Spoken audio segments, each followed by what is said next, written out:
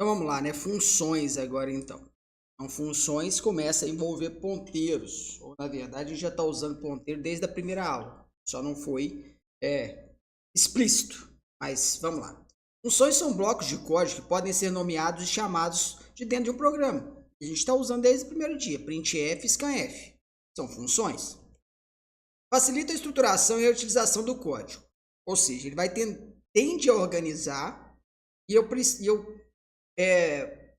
ele ajuda nessa reutilização porque eu não fico precisando copiar coisas desnecessárias. O exemplo que eu usei foi, por exemplo, lá quem assistiu a correção, a parte do Sudoku, quando eu vou trabalhar os quadrantes, basicamente eu fiz pensando em um quadrante, depois eu copiava e colava, só mudava os valores ali de quem ia mexer na matriz, né, de J e tal, ali só mudava aqueles valores e era só isso, não tinha nada de diferente. Se eu tivesse usado, por exemplo, a função, eu só mudaria os parâmetros e daria para fazer a mesma coisa. Tá, ele ajuda a organizar nesse sentido. Aí, essa já é uma frase importante. Ao chamar uma função, o programa que a chamou é pausado até que a função termine a sua execução. Então tá lá no main, né? Main também, desde o primeiro dia, a gente está usando funções. O main, eu expliquei isso. Se você... você tem sempre funções. O main é a função que o compilador vai buscar. Então, lá dentro do main, eu tenho ali int n1, n2, ele recebeu o n1 do usuário e mandou para a função quadrado, função essa que ele tinha criado. E aí é como se pausasse, né? Ao chamar a função, o programa que a chamou é pausado até que a função termine essa execução. Então, ele sai do bloco do main e vai lá para o bloco do quadrado. Então, lá no quadrado ele vai fazer alguma coisa. Que coisa que foi essa aqui nesse momento? Então, ele passava o N1 e esse N1 era recebido pelo A. Então, lá em cima, o A é igual ao N1. Então, esse número que veio ali do usuário sobe lá para cima, só que ele retorna A vezes A. Então, supondo que o N1 é 5, subiu 5 e voltou 25. Então, nesse momento, N2 vale 25. Tá, aquilo ali é uma função. Função tem uma cara bem definida. Eu falei isso desde o primeiro dia. O lado esquerdo da função é o que ela devolve, entendeu? O do meio é o nome e o da direita, ou o que está dentro de parênteses, são os parâmetros. É o que ela recebe. Igual aqui o main, ele devolve o inteiro, tem o nome de main e não recebe nada. O que ela devolve enquanto inteiro? Está aqui, ó, return 0. Está retornando esse inteiro. Igual nessa aqui, ela devolveria o inteiro, chama quadrado e recebe o inteiro A, que no caso aqui eu exemplifiquei como se fosse um 5. Tá. Aí então ele está mostrando isso aqui, o que está na esquerda, o que está no meio, o que está da direita, né? E tem o corpo da função.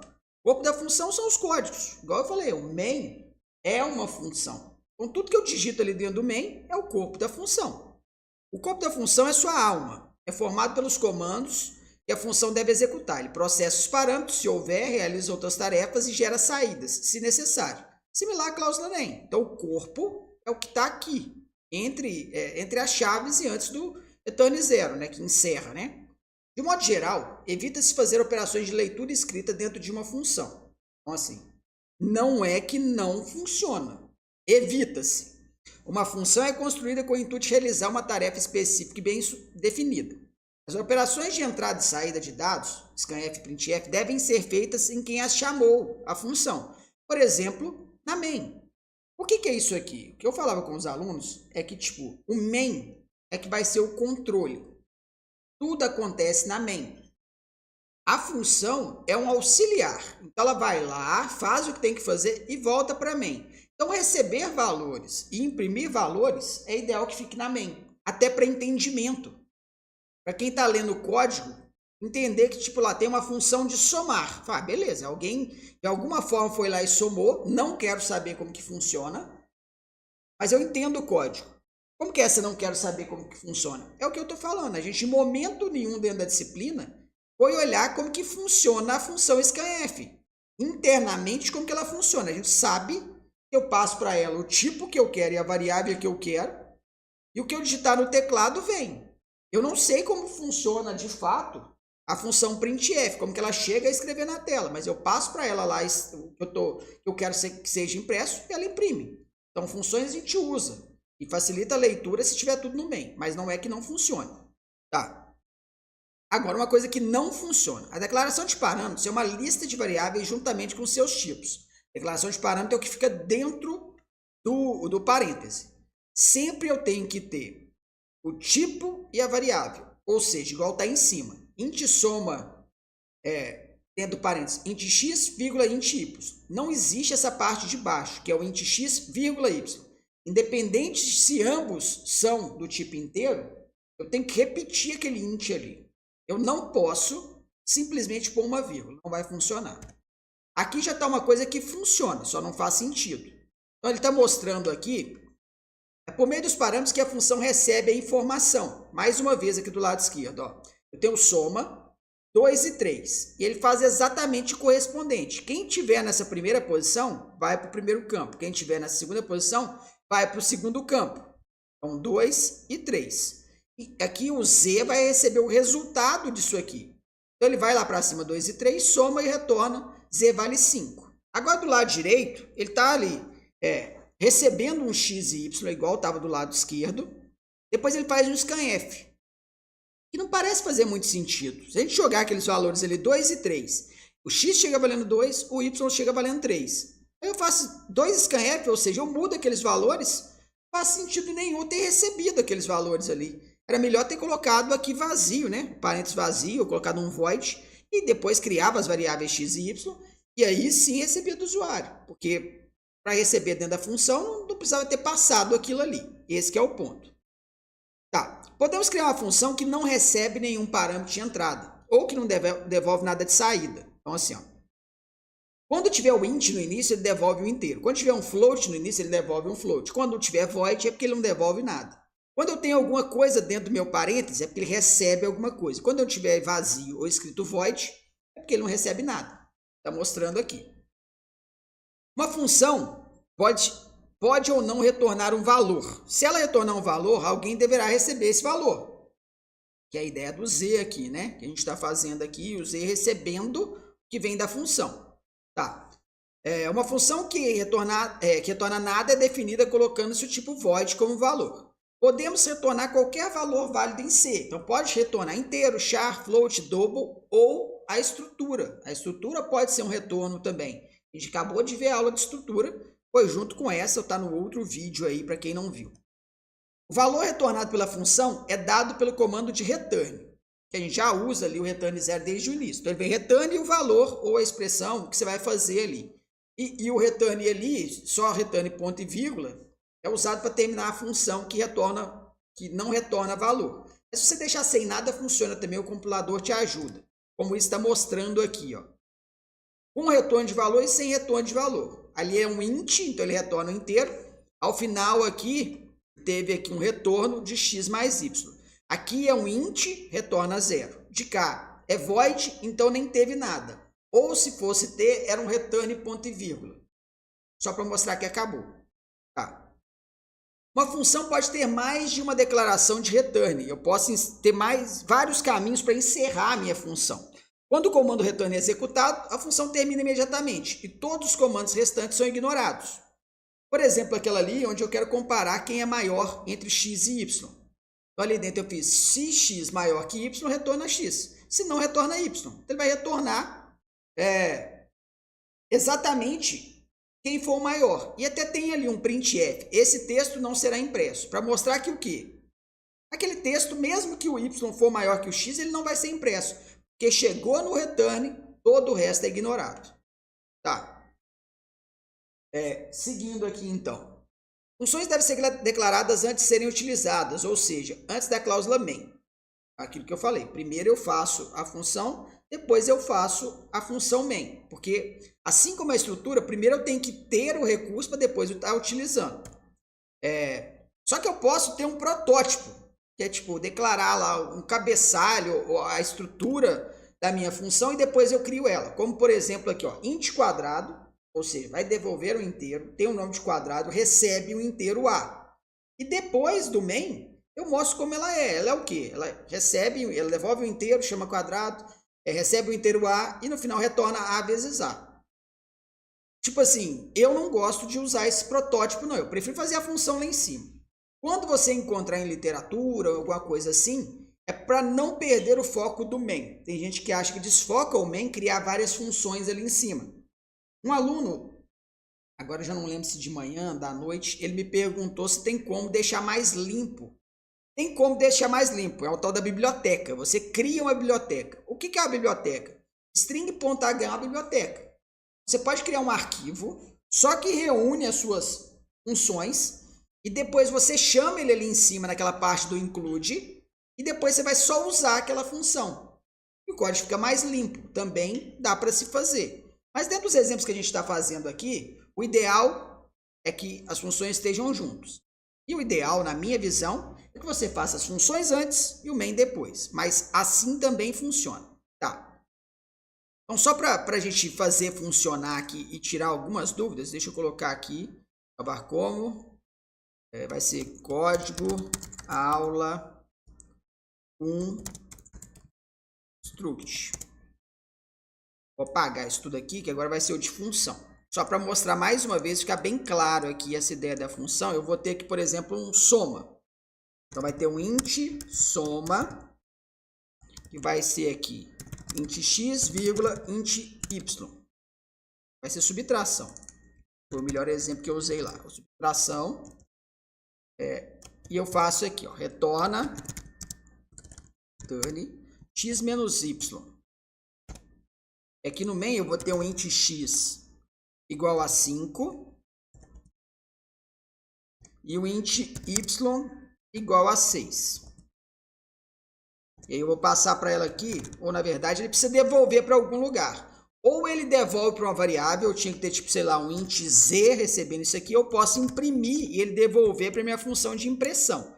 Então é isso que eu vou fazer. Eu posso colocar aqui e ele vai imprimir para mim o quê? A subtração de y e x. O resultado disso aqui vai ser menos 1. Mas em sala de aula, quando eu perguntei, alguns falaram... Não, vai ser 1, desculpa. Mas alguns falaram menos 1. Porque não tem uma noção sobre escopo. Acho que não está mostrando na tela, né? Não está. Que beleza. Vamos de novo. Vou mostrar o que eu fiz aqui. Eu criei aqui uma função que devolve o inteiro, chama subtração, recebe um int x, recebe um int y. Ela retorna x menos y. E aqui embaixo eu criei um inteiro x igual a 5 e um inteiro y igual a 6. Aí eu falei que esse retorno que acontece aqui, ele pode ser para variáveis, mas pode ser para impressão também. E foi o que eu usei aqui.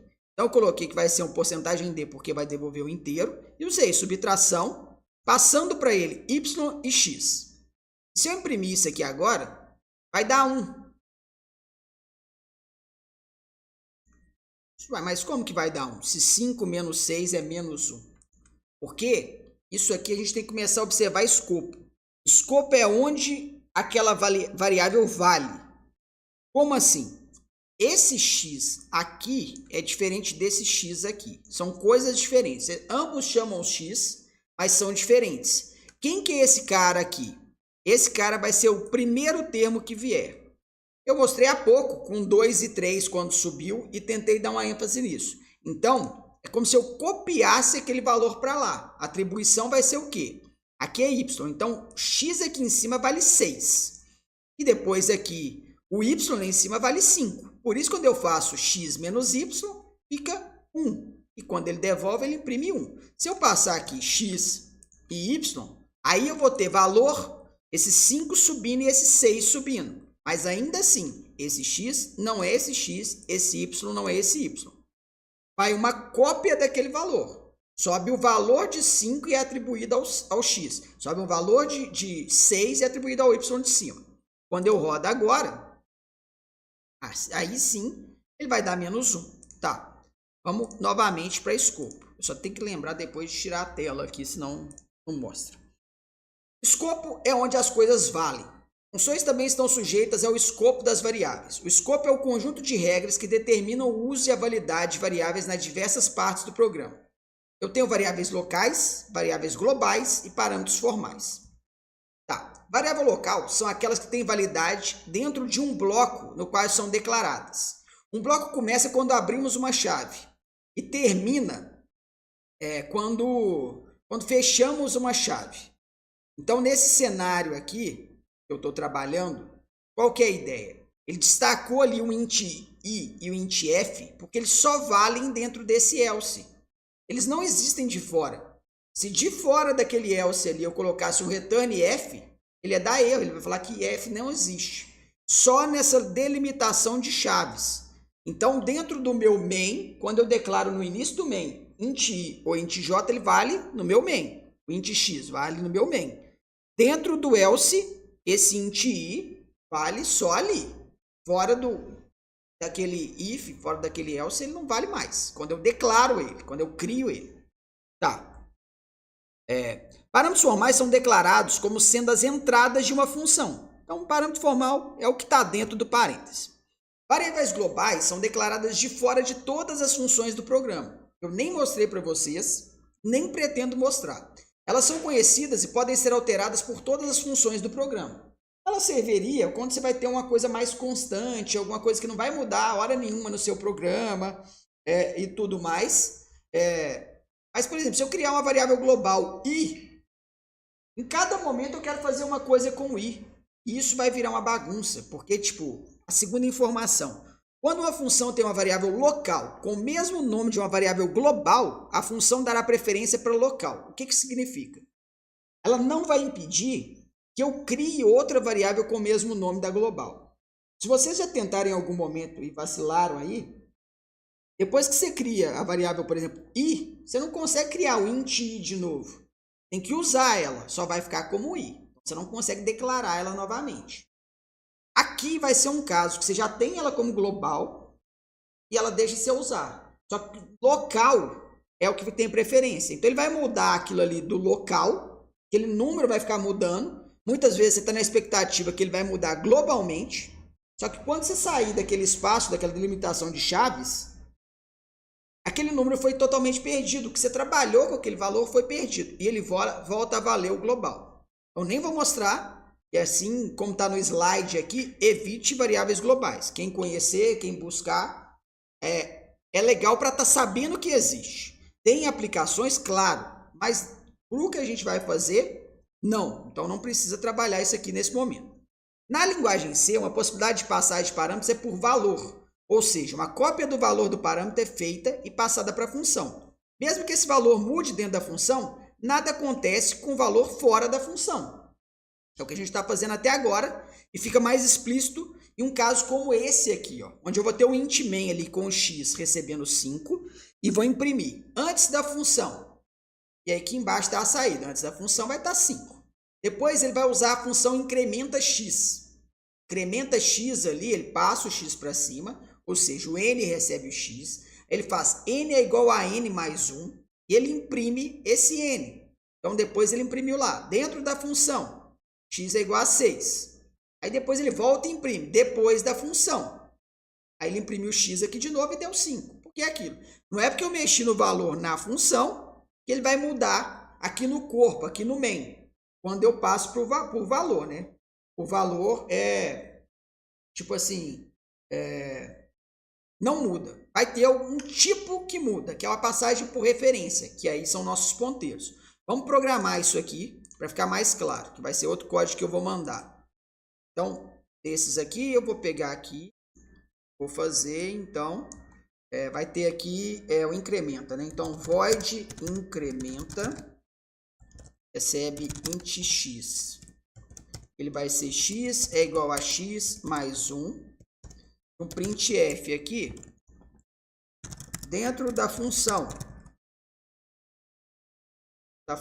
aqui, vai imprimir o d. Esse cara aqui é o x. De cá, no main, eu vou ter que criar o int x, vou dar o valor de 5 para ele. Vou colocar antes da função. Aí depois eu uso a função, então incrementa, passo o x para ele. Para ele eu estou passando. E depois eu vou colocar aqui um depois da função. Uma vírgula. depois da função. Ele vai imprimir igual estava lá na tela, igual estava mostrando ali no exemplo do slide. Ele vai mostrar o quê? 5, 6 e 5. Porque esses x, e lá ele usava o n em cima. Mesmo sendo x. É aquela ideia. O x daqui é diferente do x daqui. Ele manda uma cópia do valor. Ele atribui esse 5 a essa variável x, que só vale ali em cima. Então, quando eu pego o x e somo mais 1 nela, ela só vale isso aqui. O 6 é só dentro disso aqui. Para que quando eu quiser que o que eu mexer vale também lá no meu main, volte alterado, eu tenho que retornar. Então, aqui não é void, é int. Na hora de retornar aqui, ó, return x. E se eu retorno, alguém tem que receber. Porque se eu rodar isso aqui desse jeito, ó, o que vai acontecer? 5, 6 e 5. Nada mudou. Por quê? Essa função retorna alguma coisa, mas ninguém está recebendo. O que é receber? Por exemplo, x igual a incrementa. Ou seja, x vai receber o resultado dessa função. X tem que ser um inteiro. E é um inteiro x. Porque aqui devolve inteiro. Agora, se eu rodar a mesma coisa, fica ali, ó. 5, 6 e 6. Porque agora, esse 5, o valor 5 foi lá para cima. O valor 5 aumentou 1. E depois, então, ficou como 6. Aí o 6 voltou para cá. Foi guardado em x. E esse x é diferente desse x. Tá. Isso aqui é passagem por valor. E não tem nenhum ponteiro associado a isso. A outro tipo de passagem é passagem por referência. E aí, ele vai ser utilizado quando eu tiver que mexer em mais de um valor. Como assim? Aqui deu para usar por valor e deu para retornar, que eu retornei um inteiro. Uma coisa foi alterada e uma coisa voltou para o meu main. Eu consigo retornar uma coisa. Mas, às vezes, eu preciso modificar mais de uma. Então, tipo assim, aí eu tenho que lidar de maneira diferente. E que maneira diferente é isso? Passando por referência. E o que é essa passagem por referência? É o tal do ponteiro. Passagem por referência. Quando se quer que o valor da variável mude dentro da função, usa-se a passagem de parâmetros por referência. Nesse tipo de chamada, não se passa para a função o valor da variável, mas a sua referência, seu endereço na memória. Parece complicado, teve o terror sobre o ponteiro e tudo mais, mas assim, o que a gente precisa fazer por enquanto com o ponteiro não é nada complexo, não é nada assustador.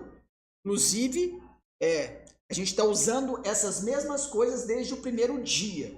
Só não percebeu, só não dei ênfase. Utilizando o endereço da variável, qualquer alteração que a variável sofra dentro da função será refletida fora da função. Por exemplo, a função scanf. Eu passo para ela uma variável, tipo, vem lá do teclado, e quando ela volta, ela está modificada. O valor que o cara digitou está naquele x, na variável que eu passei para ele. O scanf muda ela. E por que ela muda? Ela muda exatamente porque eu estava passando ela por referência, só que eu não sabia. O que indica a passagem por referência? O e-comercial. Então, vamos ver a scanf aqui, ó. Sempre que desejamos ler algo do teclado, passamos para a função scanf o nome da variável onde o dado será armazenado. Essa variável tem seu valor modificado dentro da função scanf e seu valor pode ser acessado no programa principal. E só pode ser acessado por conta desse e-comercial que a gente coloca antes do número. Se a gente olhar a diferença do printf para o scanf, aqui, ó, printf vem x, scanf e comercial x. Esse e comercial é uma passagem por referência. Eu falando assim, ó, vai e você tem direito de modificar o valor que está aí. O que você mudar vai estar alterado também quando você voltar. Tá? Para passar por referência, tá falando aqui, ó, para passar por referência, um parâmetro por referência, coloque-se um asterisco na frente do nome do parâmetro na declaração da função. Então, antes era void incrementa int n, agora é void incrementa int asterisco n. E, na verdade, essa questão do asterisco vai acompanhar durante toda a função. Vai ser algo mais assim, ó. Antes era void incrementa int n. Aí agora vai passar a ser o quê? Void incrementa asterisco n. Vai ser asterisco n igual a asterisco n mais 1. Toda vez que esse n aparecer, o asterisco tem que estar junto com ele. Tá. E aqui, dessa forma que ele tá, ó, se a gente observar esse código aqui, depois podem fazer com atenção, é o mesmo que tinha antes. A diferença é só que, tipo, não tá mais o int incremento. Eu vou voltar ele para void ali. Só que esse código está errado. Na hora de imprimir, eu vou fazer exatamente esse código e depois eu mostro onde que ele está errado aqui. Porque não vai dar essa saída aqui. Exatamente por quê? Para estar trabalhando com o ponteiro corretamente, toda vez que quem recebe ponteiro precisa do asterisco. Então, vamos entender o que eu quero dizer aqui. Ó. N é a pessoa que está trabalhando com asterisco, com ponteiro. Então, tem asterisco aqui, tem aqui, tem aqui. Mas ele aparece uma vez aqui sem o asterisco. E aí, quando isso acontecer, ele não vai imprimir o valor, ele vai imprimir o endereço. Vamos fazer que fica mais claro, fica mais fácil de entender na prática. Então, eu vou voltar aqui para void, então ele não retorna nada. E vou tirar esse x aqui do incremento. Então, se eu rodar de novo isso aqui, ele está naquele cenário antigo, onde dá 5, 6 e 5. 5, 6 e 5, tá aí. Agora, passando por referência, o que muda? Aqui vai o i comercial. Aqui, toda vez que o x aparecer, precisa do asterisco. Mas assim como está no slide, eu não vou colocar aqui na impressão. E olha, quando eu imprimo, o que vai acontecer? Vai ficar 5, 1, número aleatório e 6. Ou seja, depois da função já está com 6. Mas dentro da função está aparecendo aqui 6, 4, 8, 7, 5, 8, 0. Então, tipo assim, um espaço de memória onde ele está gravando. Agora, se eu colocar o asterisco aqui e rodar, aí vai estar 5, 6 e 6. 5, 6 e 6, que é o que tem que estar. Agora eu estou trabalhando exatamente com aquilo ali. Então, mexer com essa questão da referência nesse momento não é algo complicado. Não vamos tornar complicado, não vamos ter medo desse ponteiro. É simples. No main, quando eu for passar, coloco o i comercial. Na função, quando eu for trabalhar, esse cara que veio por meio do i comercial, todas as vezes que eu utilizar ele, eu tá com asterisco antes. Apareceu o x, agora ele na verdade ele é asterisco x. Em todos os lugares. Fez isso, não tem erro. Então assim, vamos simplificar dessa forma. Pratique depois, mas vocês vão entender. Então ele vai estar aqui. A maneira mais fácil de identificar quando se deve passar por parâmetro por referência, na ideia aqui por valor, é quando eu precisar retornar mais de um valor. É naquela ideia que eu comentei, que o return só retorna uma coisa. Retorna um inteiro, ou um char, ou um float, ou uma estrutura. É isso que ele retorna. Se eu tiver que mexer em 2, não vai funcionar. O que é esse em 2? Acho que ele até pede aqui. Ó. Cria uma função que troque o valor de 2 números inteiros. Vamos fazer esse aqui. Então, vai ter uma função aqui que vai chamar void troca. E vai receber aqui um int x e um int y. X e int y. E aqui embaixo eu vou ter o int x e o int y. Int y, que vai ser aqui igual a 6, por exemplo. E aí eu vou passar para ele aqui, ó. Então, eu vou falar aqui, ó. Printf. Vou mandar aqui, ó. Vai ser um porcentagem D e outra porcentagem D. Quem eu vou passar para ele vai ser o quê? Vai ser x e vai ser o endereço do y aqui. Mas, na verdade, eu vou passar invertido. Y e x. E aqui, na hora de receber, então, ó, preciso colocar asterisco antes dele. Aqui dentro da função, eu vou criar um auxiliar para fazer a troca. Porque é aquela ideia de como a gente está acostumado a fazer a troca. Então, o auxiliar recebe aqui o x recebe o y e o y recebe o auxiliar. Note, mais uma vez, toda vez que eu falar de x e y aqui, eles são ponteiros, vem um asterisco antes. Feito isso, a troca vai acontecer. Vou passar aqui primeiro como x e y e vamos rodar para ver o que acontece. Quando eu rodo aqui... peraí. Porque aqui na hora de imprimir... Aqui não é printf que eu queria, não. Eu precisava primeiro... Peraí, só um segundo. É porque eu estou imprimindo o endereço. Mas eu não quero imprimir endereço, não. Eu quero imprimir... Tem que fazer a troca aqui primeiro, né? Ó. Troca é que vai receber aqui x, y. Não estou usando a função direito. Aqui na hora de imprimir, é para imprimir x e y mesmo. Na hora que eu rodo isso aqui, Ele vai ficar ali, ó, 6 e 5, tá? Eu vou imprimir antes da troca, depois da troca. Aqui tem que ter pelo menos um barra ainda para a gente entender. Então, era 5 e 6, agora ficou 6 e 5, ó, 5 e 6, 6 e 5. Trocou, funcionou. Troca está acontecendo aqui. Se eu passar ele aqui como Y e X e mandar imprimir, vamos ver o que vai acontecer agora. Ele ficou ali 5 e 6 e depois 6 e 5. Ah, mas tanto faz então passar Y e X ou X e Y. Naquela hora que a gente estava fazendo na subtração, deu errado. Mas por quê? Naquela hora eu estava passando por valor. Então eu passava uma cópia desse número. Ou seja, se não fosse o I comercial, eu ia estar passando o 6 para o primeiro e o 5 para o segundo. Vamos dizer assim. Só que aqui, dessa forma que eu estou fazendo, eu estou passando exatamente o Y, exatamente o X. Então, quando eu trocar, eles vão estar trocando um com o outro do mesmo jeito aqui e tudo mais. Tá. Avançando aqui no slide ainda, então. Troca está aqui também implementado, então não precisamos fazer nada. Tem como passar vetor e matriz como parâmetro. Então, assim, só para a gente entender, tá aqui. Ele vai mostrar que você pode passar de algumas formas. Mas quando você for passar um vetor, ele te mostra que junto do vetor, junto de quem é o vetor, você tem que passar para ele uma outra variável que mostra o tamanho do vetor. Como assim? Aquele int n ali carrega o tamanho do vetor. Então, por exemplo, todas as três formas ali funcionam, vamos dizer assim. Então, por exemplo, asterisco m, int n. Então, dentro do n, ele teria que ter um 5 ali. Ele teria que ter um número que mostra que é o tamanho do vetor. Eu posso deixar até sem o 5 dentro do colchete, de maneira, vamos dizer, teoricamente dinâmica. Por quê? O int n já mostra que lá dentro é o 5. Ou eu posso colocar o 5, mas ainda colocando o 5, eu sou obrigado a colocar o int n aqui do mesmo jeito.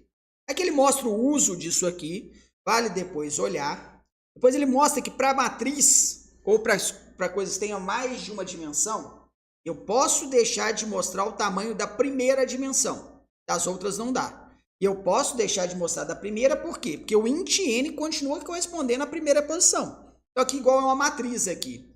Eu coloquei o primeiro colchete vazio e o segundo está com 5. O int n, vamos dizer que é uma 5 por 5. Tem um 5 ali e ele consegue corresponder. Ele está mostrando aqui, por exemplo, se fosse uma matriz 4 por 5. Dava para se fazer, criou ela 4 por 5, na hora de passar eu passei int m com colchete vazio, a segundo colchete com 5 e aqui o int n. No n tem que estar 4 ali, para saber o tamanho. Isso é necessário para que o programa saiba que o array possui mais de uma dimensão. Então, assim, é a forma que ele entende aqui. Não é algo que eu quero explorar nesse momento e tudo mais. Dos exercícios a gente acaba explorando de alguma forma, mas aí vocês vão aprender fazendo. E eu posso passar também a minha estrutura. A estrutura ela pode ser passada por completa ou pode ser passada uma parte dela. O que é uma parte dela? Igual a gente tinha lá o c.nome, c.rua, c.curso, c.média. Isso é uma parte. Ou a estrutura inteira, o aluno inteiro, um daqueles exemplos que a gente usou. Tudo pode ser passado. Então, struct é como uma variável independente. Ela pode, portanto, ser passada individualmente por valor ou por referência, a mesma ideia. Posso mudar algo que só manda uma cópia dela ou posso mandar algo que manda exatamente ela, o endereço dela para modificar nela diretamente. Struct é uma variável como outra. Aqui tá, ele só mostra uma diferença para struct, que é aquele operador seta. O que é o operador seta? São formas de se fazer. Eu posso estar usando ali o asterisco e colocar ponto, igual a gente já fazia. Que mudou aqui foi só o acréscimo do asterisco. E é assim que eu recomendo que vocês façam, tá do lado esquerdo, que é o quê? Você pega aqui e vai colocar, então, asterisco antes de quem você for usar. Porque o x, ponto x é porque o ponto tem uma propriedade que é x e tem uma propriedade que é y. Então, para mexer no interno, eu preciso do ponto. E é isso que ele está mostrando ali. Então, eu coloco asterisco antes. Se eu não quiser usar asterisco antes, esse ponto some e eu passo a usar uma seta, que na verdade é um traço, e o maior, né? Então aí ele fica P traço maior que X, ou a seta, do jeito que a gente está vendo, maior que x. Ambos fazem a mesma coisa. São notações ou formas de se escrever diferente. Vai ter um momento de se usar seta, mas não precisa ser agora. Então, assim, para ficar mais dentro do que eu falei durante a aula, para vocês entenderem a struct da forma que a gente viu, eu só usava o pontinho normal. E o que está mudando é o que eu falei. Aqui vai o i comercial e quando eu for usar ela, ó, tá aqui com asterisco P, toda vez que esse P aparecer, coloca o asterisco. É a recomendação que eu estou fazendo. Gostou da seta? Achou legal a literatura que você está lendo, o chat GPT que você está pesquisando? Manda com a seta? Faz com a seta. Aí é da sua preferência. Aí vem outro cara importante aqui, que é a recursão. Uma função, ela pode chamar outra função, pode chamar ela mesma. Parece estranho uma função chamar ela mesma, mas isso tem sentido, isso é bom, isso é legal, vamos dizer assim, serve para alguma coisa. Para que coisa que serve? Ele está falando aqui, por exemplo, para calcular fatorial. Fatorial é sempre aquele número dividido por todos abaixo dele, sempre ele menos 1, vamos dizer assim, até chegar em 1. Como assim? Fatorial de 4 é 4 vezes 3 vezes 2 vezes 1. Fatorial de 5 é 5 vezes 4 vezes 3 vezes 2 vezes 1. Então, essa aqui é a ideia do fatorial. Todos eles funcionam também do mesmo jeito. Então, assim, tem todas essas coisas aí. Eu tenho duas formas de fazer. Com recursão e sem recursão. A sem recursão, se você observar ela, vocês conseguem fazer, conseguem entender ali, ó. E dentro dela veio o n, aí o n vai ser um 4, um 5, sei lá qual que é o número, ele vai entrar no else, então. Ele não entra no if, porque n não é igual a 0. Então ele entra no else e ele vai ficar num laço ali, multiplicando os valores. Então ele chega no primeiro momento e multiplica 1 por 1, depois 1 por 2, 1 por 3, 1 por 4, 1 por 5. 1 por 1 não, né? Esse valor que foi multiplicado se mantém, né? Então 1 por 1 é 1. 1 por 2, 2. Aí depois 2 por 3, 6. 6 por 4, 24. 24 por 5 vai dar 120 e por aí vai. E aquilo ali gera a questão do... Fugiu o nome, gente. Do fatorial. Um cálculo do fatorial. Os códigos da direita e da esquerda fazem a mesma coisa. O fatorial é uma forma mais elegante de se fazer aquilo ali. Pensar no fatorial não é uma coisa fácil. Usar, quando você sabe que ele existe, é mais tranquilo. Vocês vão ter momentos de usar fatorial aí. Eu falava, o exemplo que eu dei hoje foi em árvores. Então, conteúdo, acredito, de AEDS 2. Senão vai ser de AEDS 3 lá. Não sei onde que ele está muito bem no currículo, não. Mas você vai ter uso para isso aqui. Mas vamos entender o fatorial, porque fica mais fácil entender o que é uma função recursiva. Então, o código do fatorial está aqui. Eu vou passar ele lá pro dev aqui, para a gente estar trabalhando ele. Então, vai estar aqui. Ó. Esse, eu vou ter aqui, ó, int fatorial, que é o que? Ele recebe um inteiro aqui, x, e faz. Se x é igual a 0, ele retorna 1. Dane 1. Se não, ele vai fazer o seguinte. Senão ele vai retornar return x vezes fatorial x menos 1. Então ele chama novamente a função. Como que funciona essa ideia de função recursiva? Se eu mandasse imprimir aqui, ó, printf, porcentagem de, vírgula, fatorial, não fechei as aspas, né? Vírgula, fatorial do número 5, por exemplo. Mandasse imprimir isso aqui e rodasse. Ah, tá faltando ponto de vírgula, né? Rodasse isso aqui. Ele deu 120. Ele fez o cálculo. Se fosse 4, daria aqui também, vai dar 24, né? Ele vai rodar aqui e deu 24. Ele está fazendo a operação. Mas como que funciona isso aqui de fato? A ideia é que uma função chama a outra. Eu estou na função main. Usei a função fatorial, ele para no momento que ele está. Foi a primeira frase lá do slide quase, quando a gente começou a função. E vai fazer a outra. Então, quem chamou foi o quê? Fatorial do 4. E aí, o retorno fatorial do 4 está aqui embaixo. Eu sei que fatorial de 4 é o quê? 4 vezes fatorial de 3. Que é isso que ele montou, porque o x é 4, 4 menos 1 é 3. Quando eu faço isso, tipo assim, eu abri outro problema, eu chamei outra função. Então, eu paro esse fatorial de 4 que eu estou resolvendo e chamo o fatorial de 3, que eu não conheço. Então, fatorial de 3 vai ser o quê? 3 vezes fatorial de 2. Eu também não conheço fatorial de 2. Então, ele para e chama o fatorial de 2. Fatorial de 2 é o quê? 2 vezes fatorial de 1. Também não conheço. Então, eu chamo fatorial de 1, que é igual ao quê? 1 vezes fatorial de 0. Também não conheço. Aí eu chamo fatorial de 0. Quando eu chego no fatorial de 0, ou seja, quando o x é 0, que é o número que está indo aqui dentro, é o meu x. Então, ele veio com 4 no início, que veio aqui do main. Depois eu passei o 3, passei o 2, passei o 1, agora eu passei 0. A função está aqui, ó. Quando o x for igual a 0, retorna 1. Então, quando for fatorial de 0, eu retorno 1. Então, agora eu posso voltar resolvendo, porque aqui eu não sabia quem era fatorial de 0. Agora eu sei. Fatorial de 0 é 1. Então, agora esse aqui tem uma solução. Fatorial de 1 é 1 vezes 1, que é 1. Então, agora que eu sei qual que é o fatorial de 1, eu posso resolver na de cima. Então, todas as vezes que ele abriu uma nova função, depois que ele resolve 1, ele volta fechando essas funções. Então, 2 vezes 1, que é 2.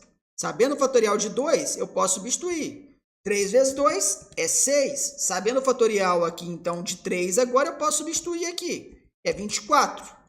Então, a pergunta que foi feita aqui foi o fatorial de 4. Então, esse 24 volta para cá, porque tinha um retorno de um inteiro. Então, ele volta para cá. Como eu não estou guardando em lugar nenhum, estou só imprimindo, ele fez ali. Então, isso é o uso do recursivo. Tem uma imagem aqui no slide do Edivaldo que mostra um pouco disso. Expliquei ali, mas vamos pelo slide. Ele mostra aqui a ideia de que, pensando na mesma coisa do fatorial do 4 ali, ó. Main passa a função fatorial com 4. Fatorial com 4 chama fatorial com 3. Fatorial com 3 chama fatorial com 2. Fatorial com 2 chama fatorial com 1. Fatorial com 1 chama fatorial com 0. Na 0, eu tenho uma explicação. E quando ele é 0, ele retorna 1. Então, eu consigo agora saber essas partes. Então, depois que eu fui empilhando funções, eu volto desempilhando, eu volto resolvendo problemas. Então, o que veio lá do fatorial de 0 foi 1. Então, o fatorial retorna 1 aqui para o fatorial de 1. Que retorna para o fatorial de 1, 1 vezes 1. É isso que foi o cálculo que a gente fez lá no nosso código, que estava na tela ali. E a gente pode voltar nele depois. Eu vou mostrar aqui depois. Então, assim, deixa eu só piscar aqui, fica mais fácil. Ó. Ele era 1, depois ele era 1 vezes 1. Aí depois é como se ele fosse 2 vezes 1, ou 2 vezes 1 vezes 1. Depois ele era o 3 vezes 2, ou 3 vezes 2 vezes 1 vezes 1. E depois ele era aqui o 4 vezes 6, ou 4 vezes 3 vezes 2 vezes 1 vezes 1. Então, na forma que o slide está querendo mostrar, ele está dessa forma. Se a gente for ver a pilha ali, ó. Então, o primeiro retornou 1, o segundo 1 vezes 1, o terceiro 2 vezes 1 vezes 1, o terceiro 3 vezes 2 vezes 1, e o que volta para o main é o quê? 4 vezes 2 vezes 1 vezes 1, que é o 24, aqui nesse caso. Então, é uma forma bonitinha de mostrar a mesma coisa. Eu tenho outro cara conhecido aqui dentro da recursão, que é o Fibonacci. Ele é um cara que tem ali 0 e 1 no início, e depois ele faz o quê?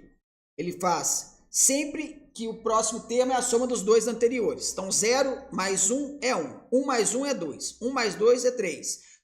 2 mais 3 é 5. 3 mais 5 é 8. 5 e 8 é 13. Por aí vai. E tem uma fórmula para calcular aqui, com recursão e sem recursão.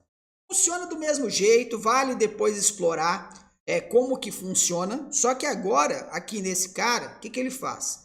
Antes, para cada um do fatorial, a cada passagem ele chamava uma vez a função. Aqui, a cada passada, ele chama 2 vezes a função.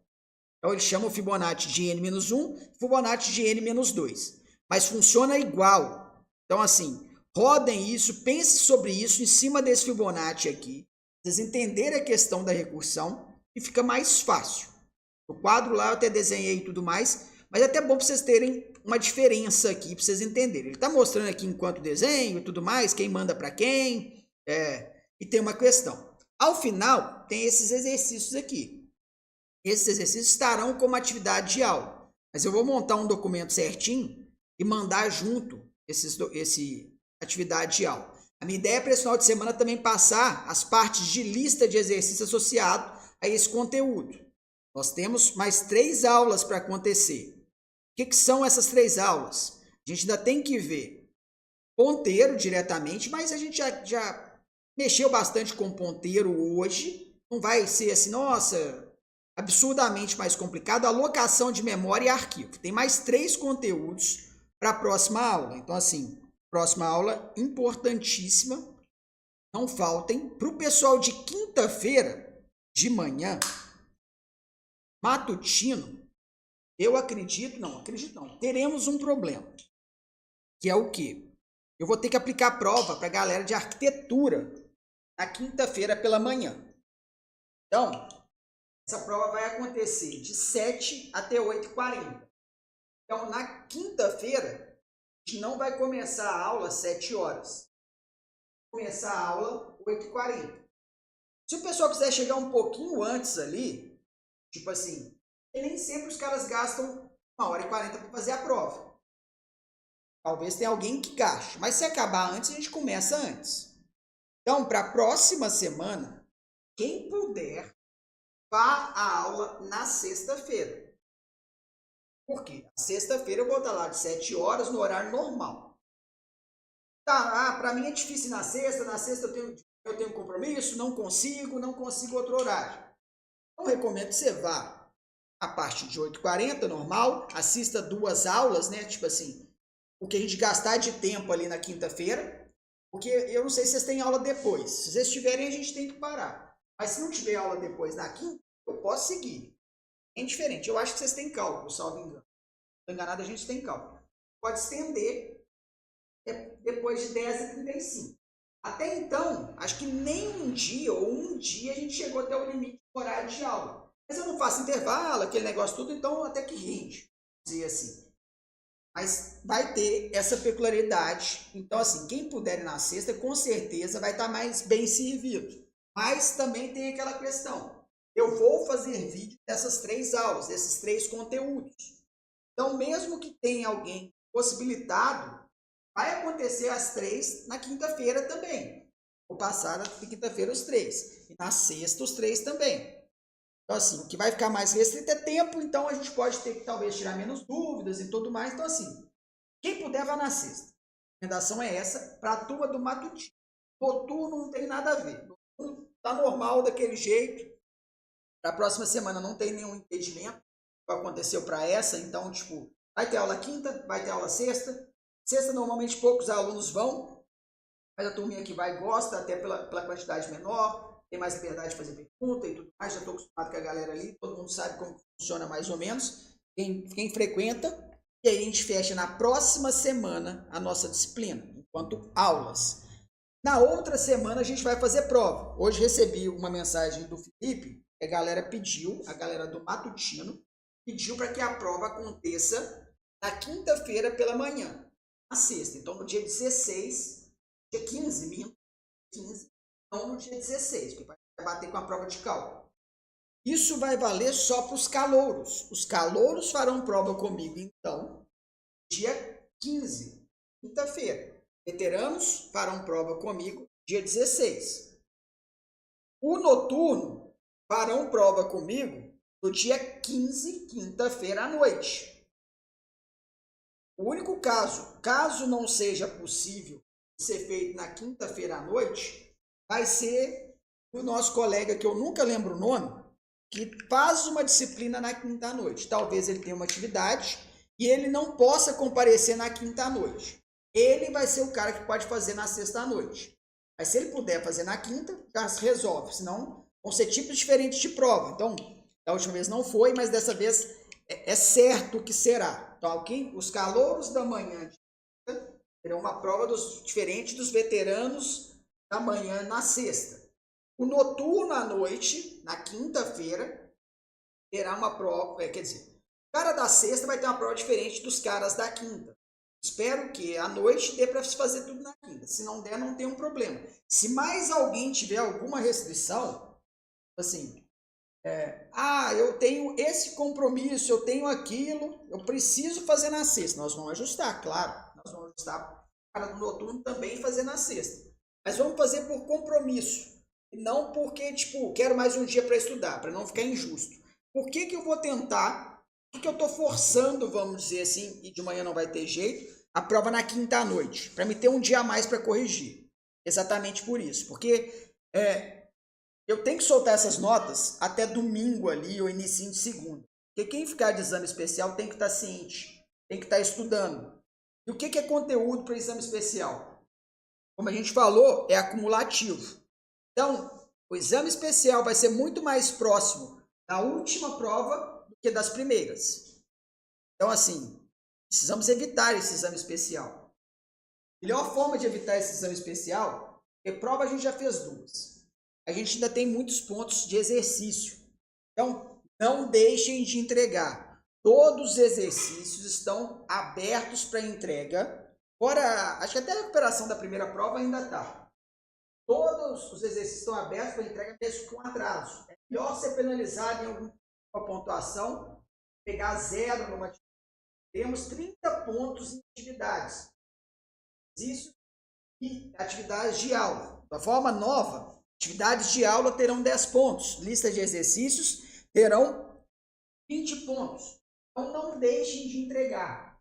Pior dos cenários, a pessoa tem 30 pontos. Deixando ela numa situação que nos 70 de prova, ela só precisa de mais 30. Muita gente foi bem nessa primeira prova. Estou supondo que eu tenho 20 pontos da primeira prova. Também, assim, dos que eu conversei, muita gente não está achando que foi tão mal na segunda prova. Eu não corrigi, eu não sei. Eu não sei sobre isso. Segunda prova que está com a recuperação aberta. Mais uma vez. Então, em cima do que dá para se recuperar, novamente, se o cara tirou 0, a recuperação leva ele a 5 pontos. Então, num cenário de 0, você voltar a 5 pontos, te dá uma esperança. Mas supondo, então, que ele tirou 20 na primeira e consegue um 10 na segunda, com os 30 de listas, ele está aprovado. Então, assim, a lista é importante. Eu só fiz as minhas listas e tudo mais, e está funcionando, e não sei o quê. Assim, claro que vai ter uma correção. Vai ter alguma coisa em cima daquilo ali. Conte com os 30 de lista, com os 30 de trabalho. Mas quem fez, quem entregou no prazo, e não copiou o código descaradamente, né? Tipo assim, eu descarado eu vou tirar, né? Tipo assim, claro que não vai valer o que é descarado. Eu quero que vocês façam os códigos. Mas quem fez ali minimamente bem, pode esperar de 25 a 30. Claramente vai estar ali nessa faixa. A tendência é estar mais próximo do 30. Então, podendo ficar com 30 em prova. Então, assim, a primeira prova estava bem fácil. Quem fez uma primeira boa prova, igual eu tive 3 alunos, um com a recuperação, né? Fecharam a prova. Então, 3 estão com 25. No cenário que eles têm mais 25 pontos de lista de atividades, de exercício, vai estar num cenário que nessa segunda prova, provavelmente uma pessoa que tirou 25 na primeira, não vai decair tanto. Esse tanto que eu estou dizendo é de 10 pontos, 10 em 25. Provavelmente ele tirou 10 em 25. Então, a chance dele acaba de ser muito grande de precisar da última prova. Cada um tem o seu cenário, cada um tem a sua especificidade, mas espero que eu comentei, acho que nunca se teve tanta ajuda, nunca se teve as informações, nunca se teve essa oportunidade de mandar tão além do prazo das atividades. Ajudar, eu estou tentando ajudar de todas as formas. Esses vídeos para auxiliar, então assim, eu não quero que você, a matéria não é fácil, eu sei disso e avisei isso no primeiro dia, mas eu não quero ser um problema dentro da disciplina, vamos dizer assim. Então, tentar ajudar, eu tentei. A matéria em si é difícil. Infelizmente, alguns não associam ela com facilidade, a dificuldade está aí. E estamos tentando. Espero ter o mínimo de pessoas possíveis no dia do exame especial. Mas, infelizmente, a disciplina de AEDS tem um exame especial, pessoas estarão lá para fazer, pessoas serão reprovadas. Isso aí eu estou sabendo disso desde o primeiro dia. Mesmo tentando formas de evitar. E assim, tudo isso foi feito por quê? Porque a gente teve a greve. Então eu fui considerando todos os cenários que vocês foram inseridos. Eu pretendo ajudar futuras turmas, mas nunca vai ser uma ajuda tão grande igual aconteceu. Recuperação, eu não devo fazer nunca mais a recuperação disso aqui. Até para o pessoal ficar mais atento no sentido de se esforçar desde o primeiro momento. Mas o vídeo eu pretendo manter. Eu acho que é algo que ajuda. Tranquilo? Então, ainda depois eu vou mandar então atividades de aula, vou mandar listas e tudo mais. Semana que vem estamos aí para mais conteúdos ali, as 3 últimas aulas, a gente fechar esse semestre. Valeu!